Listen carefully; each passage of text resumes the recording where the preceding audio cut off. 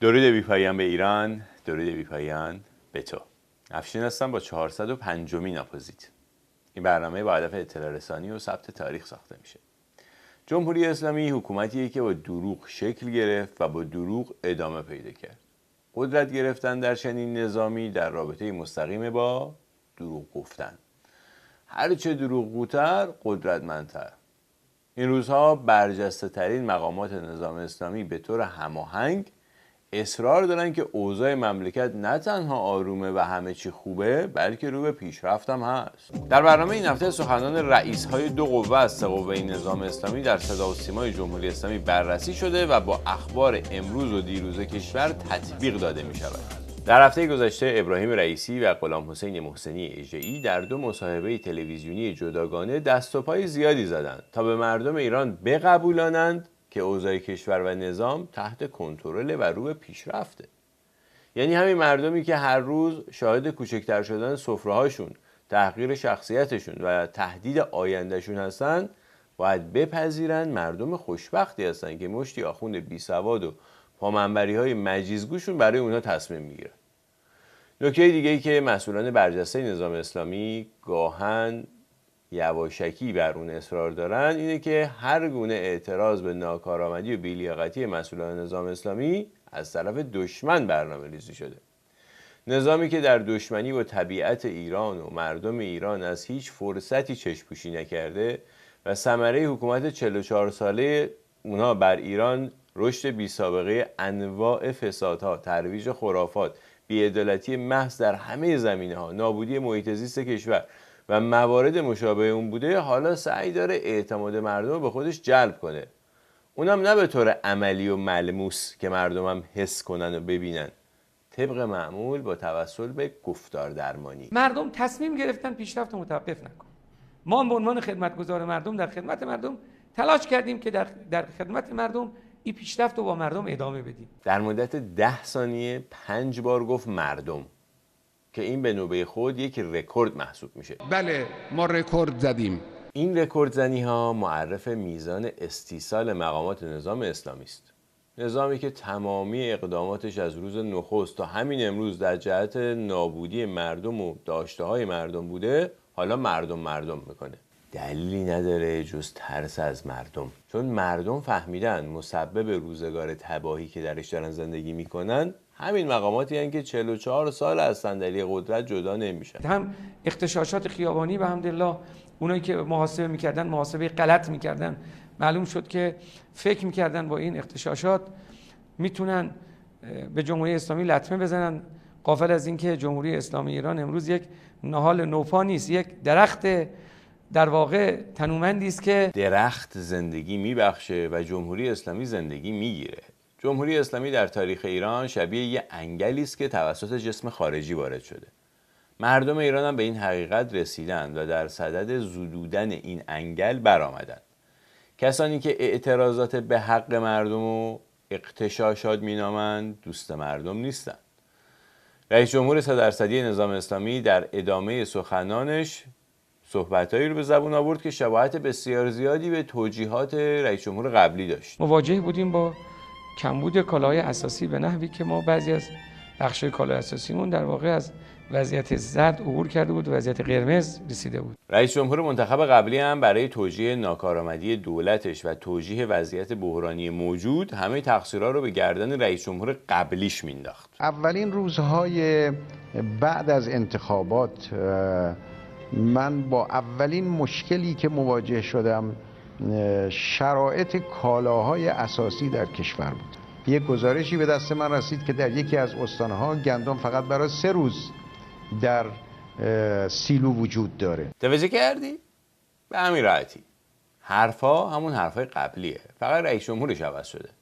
خیلی راحت میندازن گردن دولت قبلی مشکلاتو، چون هیچ پیگرد و بازخواستی متوجه مسئولان قبلی نیست. انگار نه انگار که همین رئیس جمهور 100% در زمان رئیس جمهور قبلی رئیس سازمان بازرسی کل کشور بوده، چند سالش هم رئیس قوه قضا بوده.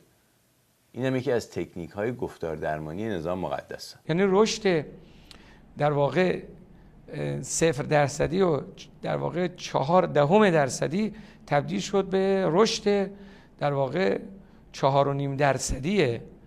اسفند ماه 1400. یعنی به اندازه یه بند انگشت هم خلاقیت ندارن مقامات نظام اسلامی. این همین حرفا رو رئیس جمهور اسکاتلندی نظام مقدس هم بلغور میکرد. جالب اینجاست که تنها چند ماه قبل از به پایان دوره ریاست جمهوری قبلی آمار دیگه‌ای در همین زمینه ارائه میشد. نتیجه 9 ماهه رشد اقتصادی ما خوشبختانه مثبت هست. رشد اقتصادی 2.2 این رشد اقتصادی قابل قبولی است در شرایط تحریم و در شرایط کرونا. عرض نکردم همه مسئولان نظام مقدس دروغ میگن؟ در این زمینه به خصوص یا رئیس جمهور فعلی دروغ میگه یا رئیس جمهور قبلی یا هر دو. البته در نهایت این مردمن که ضرر میکنن. مسئولان نظام اسلامی همیشه طوری از عملکرد خودشون صحبت میکنن که انگار ناجی مردم شدن، وگرنه خیلی بدتر میشد. و یا شاخصهای دیگه که اتفاق افتاد، تورمی که 59.3% بود وقتی که ما دولت تحویل گرفتیم 20% کاهش پیدا کرد در اسفند 1400. دستاوردهای نظام اسلامی کلا اینجوریه. تورم 40% یه نمونه از اون دستاورد هاست. یعنی شمایی که قبلا اقلام مورد نیاز تو هر سال یا هر ماه 60% گرونتر میخریدی، الان باید خوشحال باشی که 40% گرونتر میخری. این گران فروشی معنویاتی عاید افراد به خصوصی میکنه در نظام مقدس که همون تصمیم گیران کشور یا صاحبان قدرت هستن. این بدان معناست که لااقل 20% اون تورم یه راست میرفته تو جیب مقامات دولت قبلی. اصلاح نظام بانکی با حذف بانک‌های ناتراز. تا 6 ماه باید مسئله ناترازیشون رو حل کنه. بانک‌های ناترازی که یکی از مقصرهای اصلی تورم کنونی در کشور هستند. توجه کردی؟ یعنی تورم کنونی به نوعی محصول عملکرد مسئولین کنونی هست.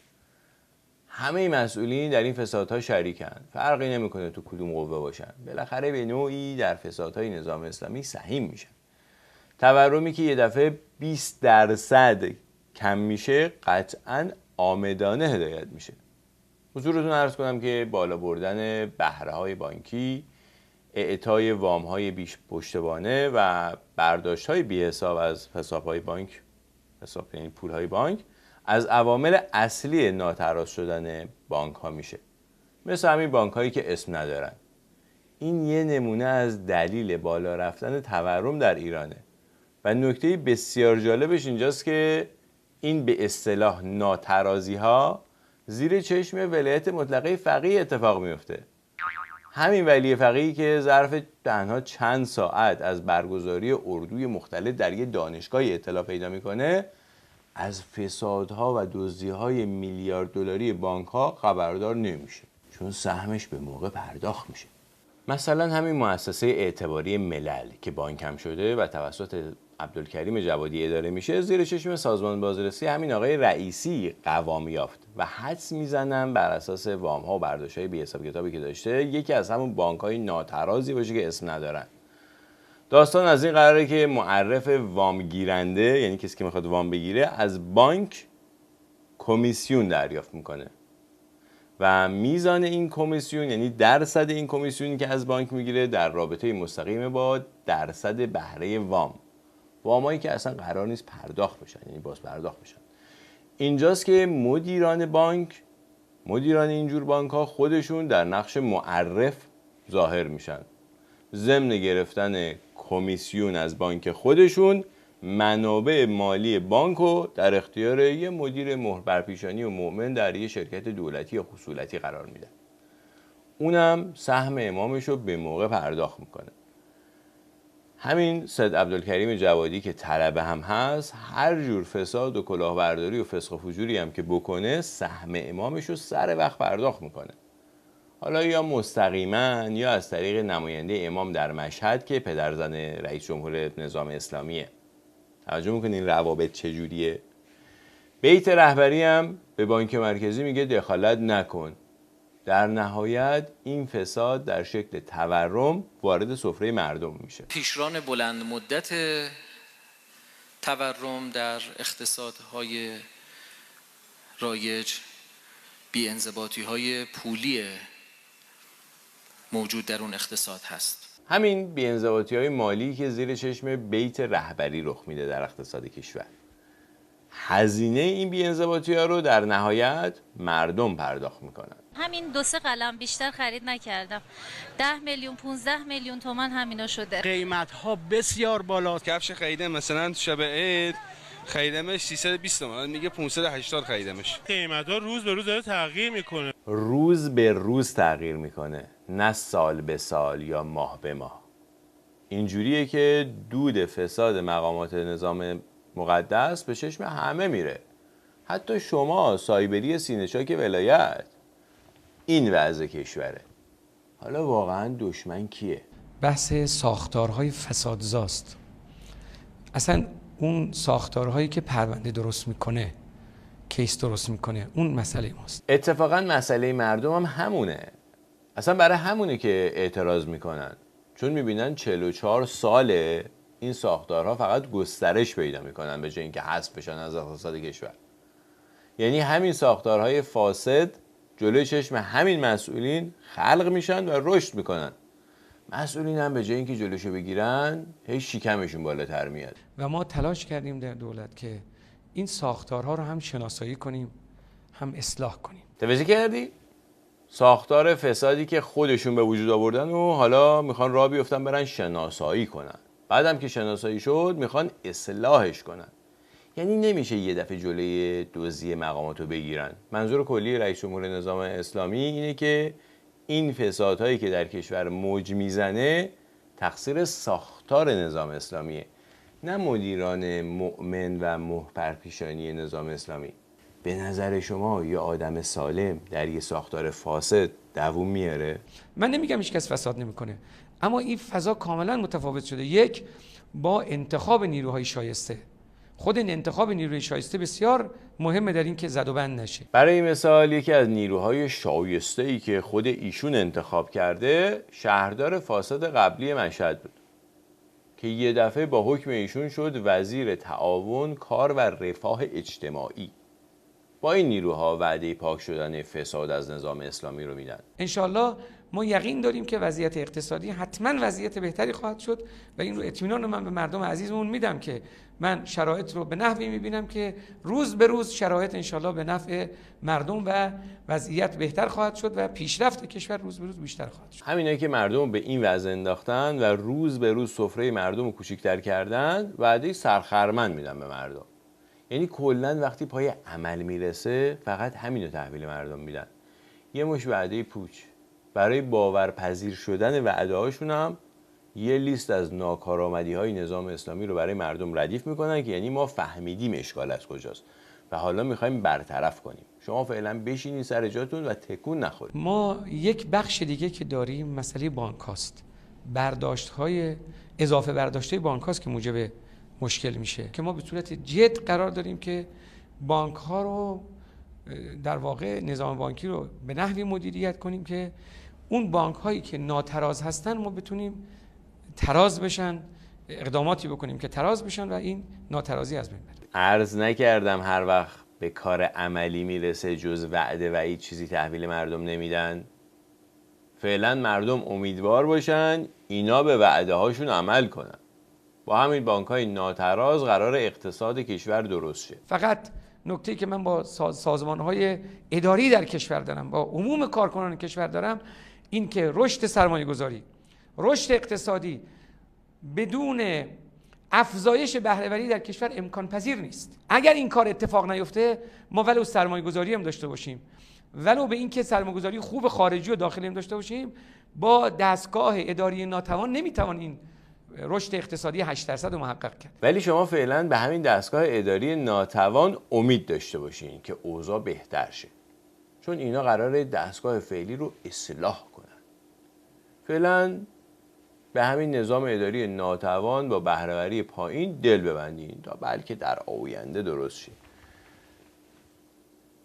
هیچ راهکار و برنامه مشخصی هم ارائه نمیشه که چجوری این دستگاه اداری نظام، دستگاه اداری کل نظام که ناتوانه قرار توانا بشه. من نکته‌ای که میخوام به شما عرض بکنم نسبت به وضعیت و شرایط این که ما یک کارهای سریع بوده که انجام دادیم و داریم انجام میدیم. یک کارهای نیازمند زمان هستش. بله، یه کارهایی که دقیقاً همون کارهایی که 44 سال قراره درست شه احتیاج به زمان داره، زمان بره. این زمان هم همیشه دستخوش شرایط میشه.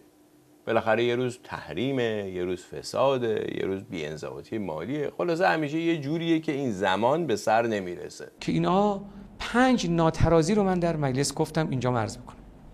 برنامه هفتم ما 5 ناترازی رو حتما باید حل کنه. 1 ناترازی در انرژی. بزرگترین منابع نفت و گاز جهان هم بدی دست آخوندا بازم از توش ناترازی در میارن. این یکی از همون موارد زمانبره که قراره در 5 سال آینده درست شه. این ناترازی در انرژی یه جورایی پیش درآمد گران کردن بنزین و گازوئیل. این تازه یکی از 5 ناترازیه که باید حل بشه.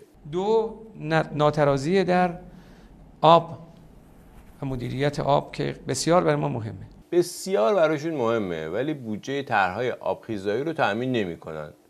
و همینجوری طرح‌های آبخیزداری رو زمین مونده. بیش از 9 ماه از دستور رئیس جمهور برای تدوین لایحه آبخیزداری میگذره. دستوری که بعد از خسارت 22,000 میلیاردی سیل مرداد پارسال البته فقط به بخش کشاورزی داده شد و قرار بود 2 هفته‌ای انجام بشه. تا زمانی که این طرح آبخیزداری اجرا کردن کشاورزی ما خوبی نه. در عوض طرح‌های آبدوزی از این استان به اون استان همچنان در جریانه. چون مجری اون طرح‌ها سپاه انقلاب اسلامه. و هزینه اون طرح‌ها هم از خزانه کشور یعنی جیب ملت تامین میشه و معنویات چرب و چیلی درش نهفته است. معنویاتی که در آبدوزی نهفته است در آبخیزداری نهفته نیست. 3 ناترازی در نظام بانکی. توجه کردی؟ ناترازی بانکی هم قراره در 5 سال آینده حل شه. نه اینکه همین الان برن مدیران فاسد بانک‌ها رو دستگیر کنن یا جلوشون رو بگیرن. بعدن که پولا رو بردن خارج، خودشون هم از کشور فرار کردن، میرن جلوشون رو بگیرن. تاوانش هم طبق معمول سپرده‌گذاران میدن. 4 ناترازی در صندوق‌های بازنشستگی است. خب نزدیک 95-6% از صندوق‌های بازنشستگی پولی که به بازنشسته‌ها داره میشه دولت داره میده، در صورتی که صندوق‌های بازنشستگی قرار بود که این در واقع درآمد کسب کنن تا بتونن بازنشسته‌ها رو اداره کنن. خب این نیستش الان. 95-6%ش الان دولت داره. البته دولت از ارث پدرش نمیده ها، یا مثلا از ثروت نجومی رهبر بسیجان دو عالم کمبود صندوق‌های بازنشستگی پرداخت نمیشه. نه خیر، از جیب خود ملت پرداخت میشه. پولی که بازنشسته‌ها در طول 10 سال خدمتشون به حساب صندوقی ریخته بودن یه دفعه غیب شده توسط همون بانک‌های فاسد. برای همین موقع باز پرداخت به همون کارمندا که حالا بازنشست شدن صندوق خالی شده. یعنی یه مدیر مؤمن و زحمتکش مهر بر پیشانی قبلا صندوق رو زده. حالا دولت از خزانه کشور باید تاوان بده. منتش هم سر مردم میذاره که دولت داره 96% میده. ولی شما بسیجیان دو عالم امیدوار باشین چون قراره در 5 سال آینده اینم تراز شه. و ناترازی در بودجه. پس 5 ناترازی باید حل میشه. اینم که لااقل 10 سال دارن وعده میدن سال دیگه درست شه. اشکالات ساختاریشو قرار بوده برطرف کنن. هر سال میان میگن. فکرشو بکن بودجه مملکت ناترازه. بعد میخوان به مردم القا کنن امیدوار باشن به این نظام. به نظر میرسه این همه ناترازی که فقط 5 تاشو رئیس جمهور گفت نظام اسلامی رو بدجوری کش کرده. این موضوع در مصاحبه رئیس قوه قضاییه اسلامی هم مشهود بود. غلام حسین محسنی اژه‌ای رئیس قوه قضاییه جمهوری اسلامی هم یه شب بعد از مصاحبه تلویزیونی رئیس جمهور 3% یعنی چهارشنبه 31 خرداد ماه یک مصاحبه 1.5 ساعت برگزار کرد. البته به مناسبت شروع هفته قوه قضاییه، از همون مناسبت‌های مندربردی نظام اسلامی. طبعا باید بشینیم با دولت، با وزرا، با مجلس که باید عرض میکنن که ما چه جلساتی با همدیگه داشتیم و اگر این مسائل نبود حالا ما کجا بودیم. شما فقط توجه داشته باشین چقدر اوضاع خرابه که یکی از برجسته ترین مسئولین نظام اسلامی باید بیاد اینو بگه.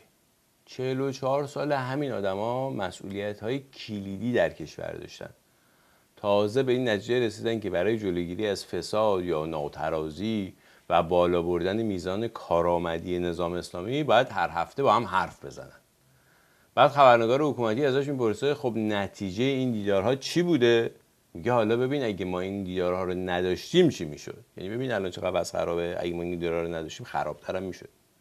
یعنی هنوز بعد از 2 سال دیدارهای هفتگی هیچ نتیجه ملموس و قابل اندازه‌گیری برای نشان دادن بهبود شرایط دیده نمیشه، بلکه بدتر هم شده. فشاری که دشمنان ما آوردن، فشار اقتصادی، فشار سیاسی، فشار رسانه‌ای، فشارهای مختلف، فشارهای ترکیبی و جنگ ترکیبی که امروز دارن، اگر مجموعه این تلاش‌ها نبود بعد ما کجا بودیم؟ فشار دشمنان، اینکه مدیران مؤمن و فاسد مهر بر پیشانی نظام اسلامی در بانک ها مرتکب بی‌انضباطی مالی میشن و قوه قضاییه هم چشمشو میبنده، تقصیر فشار دشمنه؟ اینکه زیر چشم سازمان بازرسی همین قوه قضاییه این همه ناترازی در کشور به وجود اومده، تقصیر جنگ ترکیبی دشمنه؟ تحریم ها این اثرها رو گذاشتن؟ مسئولین برجسته نظام اسلامی تا کی میخوان پشت دشمن قایم شن؟ مردم دیگه فهمیدن کی دشمنه. خروجی و نتایج عملی نشست‌ها با مجلسیان چه بوده؟ من یه نکته رو عرض بکنم، من یاد ندارم، نمیگم نبوده، میگم منی که خودم از اول تقریبا فعالیت خدمتیم تو قوه قضاییه بودم، غیر از 4 سالی که تو وزارتخونه بودم، در تمام مدت من یاد ندارم که این مقدار رفت و آمد و نشست و برخاستی که رئیس یک قوه با مجلس داشته باشه. میگه نتیجه چی شده؟ اول تأکید میکنه رکورد زده در دیدار داشتن با مجلس. البته این همه دیدار میتونه یه دلیل دیگه‌ای هم داشته باشه. ممکنه اختلافاتی بر سر تقسیم معنویات بالا گرفته که قوه قضاییه شخصاً وارد عمل شده تا اوضاع رو آروم کنه. با تقریبا همه کمیسیون‌های مجلس، با بعضی از نفرات مجلس به صورت تکی یا به صورت موردی، با تمام وزرا، یعنی غیر از این 3 وزیری که اخیراً معرفی شدن، هر وزیر را ما 1 بار 2 بار 3 بار نشست خصوصی داشتیم، غیر از اون جلسات اینا هم دیگه، اونا بحث جداست. نشست خصوصی با معاون اول رئیس جمهور، مکرر در مکرر، حالا با خود حاج آقای رئیسی که گاهی وقتا هر هفته بوده، گاهی وقتا 2 هفته 1 بار بوده، بگذاریم از اون، با همه این افراد تعامل. خب شما میفرمایید که نتیجه این چی بوده؟ نتیجه این بوده که بسیار ما اولا اشتراک نظر پیدا کردیم نسبت به بعضی از موضوعات. این همه برو و بیا و دیدار کن، وزیر ببین، سفیر ببین، وکیل ببین، فقط برای همین اشتراک نظر سر موضوعات، اونم بعد 44 سال از اجرای قوانین اسلامی. شاید هم سر تقسیم معنویات این همه جلسه با رئیس قوه قضاییه برگزار شده. دومی محتمل‌تر به نظر میاد. وقتی که الان فرض می‌کنیم که ما یک موضوعی رو با مجلس مطرح می‌کنیم، مجلس کاملا میفهمه که مثلا سخن محسنین چیست. نمایندگان محترم وقتی مطلبی رو میفهمن، من میفهمم که مشکل اونا چیه، حرف اونا چیه، چگونه اصلا باید ما مثلا فرض کنیم با ما تعامل داشته باشیم. عرض نکردم سر تقسیم معنویات، بالاخره باید از نزدیک همو ببینن، حرف همو بفهمن تا به نتیجه برسن، مثل هر معامله دیگه‌ای.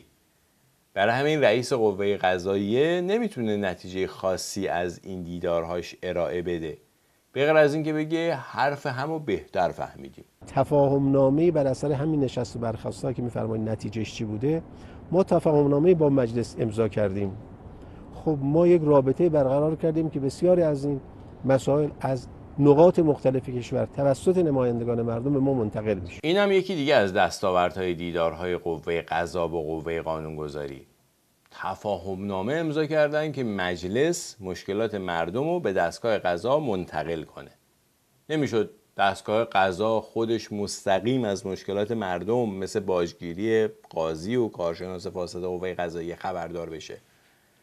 به نظر میاد این تفاهم نامه ها یا این تفاهمات بیشتر بر سر تقسیم معنویات انجام شده باشه تا قدمی در جهت حل مشکل مردم.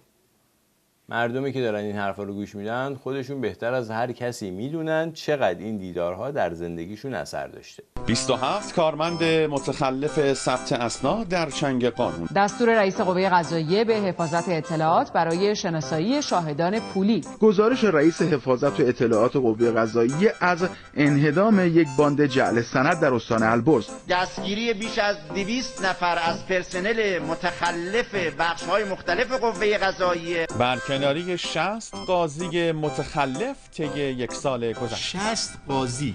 چرا گزارش کارشناسی اول با کارشناسی دوم زمین تا آسمون با هم فرق داره؟ به خاطر معنویات. اینا تنها نمونه هایی بود از نوع فسادهایی که در قوه قضاییه نظام اسلامی رخ میده. این گزارش ها هم مال همین 2-3 سال گذشته بود، یعنی خیلی نرفتم عقب براتون هی گزارش در بیارم. این گزارش هم برای این تهیه شد که از بس مردم ازد و چس کردن و شکایت و تومار نوشتن، بالاخره برای ظاهرسازی هم که شده چند تا قاضی و کارشناس و کارمند فاسد قوه قضاییه رو دستگیر کردن. ولی این فسادها همچنان به طور گسترده در جریانه. قوه قضاییه اگه راست میگفت به جای این همه دیدار بی حاصل با مجلس و دولت میره و از تشکیلات خودش دیدار میکرد. باز اگر حالا فرصت شد من عرض بکنم که یکی از چیزایی که من تو این دوره روش متمرکز شدم اینه که آقا بازرسی های ما باید اثرگذار باشه. باید اثرگذار باشه یعنی الان اثرگذار نیست. بازرس میره از متخلف یه باجی میگیره میاره تو قوه بین بقیه تقسیم میکنه. برای همین بازرسی اینا هیچ وقت منجر به کشف هیچ فساد حکومتی نشده. همیشه بعد از اینکه چند هزار میلیارد تومان گم شده تازه خبرش منتشر شده و سازمان بازرسی وارد عمل شده. درست زمانی که جا تره و بچه نیست. برای همین خود قاضی القضات منتخب ولایت فقیه هم معترفه که بازرسی های قوه قضاییه اثری نداره. شما ببینید هر چند وقت یک بار ما یک گزارش دادیم که آقا در فلان بانک مثلا این اختلاس 3000 میلیاردی انجام شد، 120 میلیاردی اقدام شد، یا 6000 میلیاردی انجام شد، بابک زنجانی انجام شد، کرسنت انجام شد، حسین فریدون و مهدی جهانگیری انجام شد، باجگیری فاضل لاریجانی و زمینخواری جواد لاریجانی انجام شد و امثال هم. هر روز شاهد یک پرونده اینجوری. خب ما گفتیم که آقا با همین آسیب شناسی که از همین تعداد پرونده‌ای که رسیدیم ببینیم که مشکل اختلاس چیه، مشکل کلاهبرداری چیه. مدیران فاسد مهر بر پیشانی. این همه مردم هم میدونن احتیاجی به تفحص نداره. همینا و منتسبین اینا رو از صندلی قدرت جدا کنین مشکل اختلاس و کلاهبرداری کشور حل میشه. اومدیم رفتیم بسترها رو تا اونجایی که مقدور و ممکن بود شناسایی کردیم. گلوگاه‌های فساد تا اونجایی که ممکن بود شناسایی کردیم. مشکل همینجاست که در نظام اسلامی شناسایی گلوگاه و بستر فساد تا یه جایی ممکنه. از یه جایی به بالا مستقیم وصل میشه به رأس نظام اسلامی که دیگه شناسایی فساد اونجا ممکن نیست چون اسلام به خطر میفته. اینه که مشکل فساد در نظام اسلامی هیچ وقت حل نمیشه. شما یادتون هستش که پرونده 3000 میلیاردی بود که سر صدا بود 2 سال اینام طول کشیدیم پرونده، همه رسانه ها به این پرداختند اینا. بله همون فسادی که رهبرشون اومد گفت بسته دیگه کش ندید. خب البته خبررسانی شد، مطبوعات دیگران کارهایی کردن، خبررسانی کردن، ایرادی نداره، اما دیگه نباید خیلی کش بدن قضیه رو، چون اگه بیشتر کش میدادن قضیه رو اسلام به خطر میافتاد. خب حالا این تقصیر چی بود؟ تقصیر فشار دشمن بود یا جنگ ترکیبی دشمن باعث شد خاوری همه پولا رو برداره بره؟ یه دفعه 3000 میلیارد تومان اون موقع که دلار 1000 تومان بود گم شد. به پول الان میشه حدود 150,000 میلیارد تومان. خب ما اونجا وقتی که رسیدیم به این که آقا یک اشکال در یک دستورالعملی است که صادر شده و به عنوان مثلا فرض کنید ثبت سفارش داخلی 2 تا گرفتاری ایجاد کرده، بعد نتیجه یک عمل و یک ساختار و یک مثلا دستورالعمل نامناسب موجب این فساد شده. نه فقط این پرونده بود، پرونده‌های مختلف، حالا این یکی مثلا مبلغش زیادتر بود و مطرح شد. توجه کردین؟ اصلا تقصیر اون دستورالعمله بوده که فساد شده. اون مسئول مؤمن و مسلمان و مورد اعتماد ولایت فقیه که مهر عبادت‌های شبانه روزیش به درگاه الله بر پیشونیش نقش بسته بوده و به همین واسطه رئیس بانک ملی کشور شده بوده، تقصیری نداشته در گم کردن 3 میلیارد دلار. تقصیر اون دستورالعمله بوده. حالا شما برو حق تو از دستورالعمل بگیر. این فقط یه نمونه از مدل توجیهات اسلامی و شرعی دزدی‌های بزرگ دستگاه خلافت اسلامی در قرن 21 بود. در ضمن لازم به ذکر است که شخص محسنی اژه‌ای که امروز قاضی القضات کشوره در به وجود اومدن اون فساد و فراری دادن محمود رضا خاوری به کانادا نقش برجسته‌ای داشت. می‌فرمایید نتیجه داشته یا نه؟ حالا ببینید بررسی بکنید دیگه. من به نظرم میاد که بسیار نتیجه بخش میشه. اما تمام شده؟ نه، حتما تمام نشده. اما دیگه ما فساد بانکی نداریم؟ نه، حتما داریم. یعنی برایشون عادی شده کلاً. فساد بانکی داریم دیگه. حتما هم داریم. ولی شما بسیجیان دو عالم هنوز امیدوار باشین که همین فاسدا قرار جلوی فساد رو بگیرن. آورین. یه وقتی یکی از مسئولین وقت بانک مرکزی اومد توی جلسه عمومی که میگن عموم مردم، نه، یه جلسه که اونجا گفت که آقا ما این عدد بالایی گفت، اگر اشتباه نکنم مثلا 18 میلیارد دلار دارن، عددی گفت، بالاخره گفت این مقدار از ارز صادراتی برنگشته، پس بنابراین گرفتاری ما از اینجاست. بله، این عدد و رقم ها رو مستقیم به مردم نمیگن که. اونایی هم که هر از گاه بیرون درز میکنه مثل همین الان از دهن مسئولین میپره. 18 میلیارد دلار ارز برنگشته بوده چند سال پیش. این عدد و رقم ها در خیلی از کشورها بودجه سالانه دولت برای اداره یک کشوره. همون موقع من اصلا اون موقع تو این سمت هم نبودم، گفتم ما به شما قول میدم به یک شرط که همه کسانی که ارزشون رو برنگردن تغییر حاصل و تبعیض قائل نشید، یکی معرفی کنید یکی معرفی نکنید، همه اینها رو معرفی کنید. من به شما قول میدم تمام تلاش خودم بکنم از قوه قهریه استفاده کنیم و ارزشون رو برگردونم. برگردوندی؟ اومدن لیست دادن. خب بخش عمدهش مشخص که از بعض از شرکت‌های وابسته به خود دولت هستش. بله، شرکت‌های حکومتی مسئول همه فسادهای کلان کشورن. فقط دولت نیستش که شرکت و مال و تجاره داره. نوری همدانی داره، مکارم شیرازی داره، وحید خراسانی داره و از همه مهمتر خود سید علی خامنه‌ای بزرگترینشو داره. سپاه پاسداران انواع و اقسامشو داره. انگلزاده ها و ارگان ها و نهادهای حکومتی دیگه هم همشون دستی در تجارت کشور دارن و همینان که از مالیات و پرداخت حق گمرکی و برگردوندن ارز معافن. یعنی کسی تحقیق و تفحص خاصی رو کار اینا نمیکنه. همین شرکت ها وام های کلان میگیرن و پس نمیدن و به همین دلیله که دستگاه قضا و سازمان بازرسی هم عملاً اقدامی در جلوگیری از این فسادها، یعنی از جلوگیری از فساد این شرکت ها نمی کنن. اگرچه همچنان نیاز به بیشتر کار کردن در این زمینه محسوسه. رئیس قوه قضاییه 10 دقیقه انتهای این مصاحبه 1 ساعت و نیمی رو اختصاص داد به اعتراضات مردم و نحوه برخورد نظام مقدس که شباهت بسیار زیادی داشت به حرفای رئیس قوه مجریه نظام مقدس در شب قبل از همین مصاحبه. این هفته مسئولان و مقامات حماس هم دیدارهایی در تهران داشتن. احتمالاً اومده بودن سهمشون از درآمدهای تازه نظام مقدس دریافت کنن. اسماعیل هنیه هم در بین مدعوین بود. بعد از انتشار فیلم رسوایی اخلاقی اون مدتی بود که زیاد آفتابی نمیشد جایی. خواستم بگم که این افراد در بین خود مردم فلسطین هم محبوبیت خاصی ندارن و اما هرچه در فهم تو آید آن بود مفهوم تو. امیدوارم این برنامه را مفید یافته باشید. اگر یافتید حتما در اشتراک گذاری اون با دیگر دوستانتان کوشا باشید. به صفحات آپوزیت در شبکه‌های اجتماعی هم سر بزنید. آدرس این صفحات روی تصویر به نمایش در آمده. کمک رسانی به آپوزیت رو هم از یاد مبرید، خیلی موضوع مهمیه و به امید آزادی در همین نزدیکی. تا ایداری بعد بدرود.